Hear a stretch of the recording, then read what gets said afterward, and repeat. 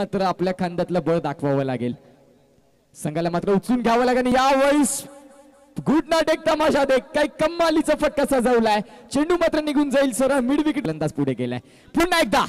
यावेळेस मात्र ताकदवान फटकेबाजी, कमालीचा मात्र चेंडूला टोलवलाय, चेंडू होता स्लॉट मध्ये, त्याला पाठवलाय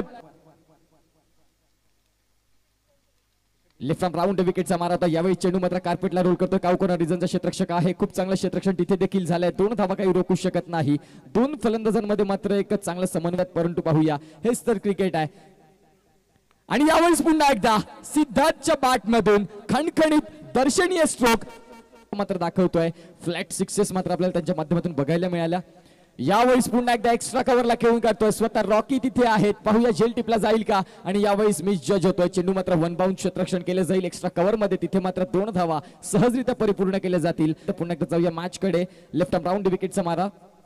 आणि यावेळेस पुन्हा एकदा आकाशाला मात्र कुठेतरी गवसणी घालणारा फटका, चेंडू निघून जाईल सरळ सीमा रेषा पलीकडे, षटकार। जर विचार केला तर 33 धावा, 33। यावेळेस मात्र extra cover into the gap, class मात्र बघायला मिळतो, नक्कीच खूप सुंदर फटका। तुम्ही मात्र नक्कीच ह्या फटक्याला किती वेळा बघा टार्गेट त्याने सेट करण्याचा प्रयत्न केला, जवळजवळ 5 षटकार आतापर्यंत ठोकल्यात। यावेळेस पुन्हा एकदा बॅटची मात्र लीडिंग एज घेऊन चेंडू मात्र नक्कीच फाईन लेग मध्ये निघून जाईल एंट्री साठी, बाप्पा मोरया विठ्ठलवाडी चषक चौकार। नक्कीच शेवटच्या 2 चेंडूंमागे 10 धावा जमवल्या जातात, जर सिद्धार्थाचा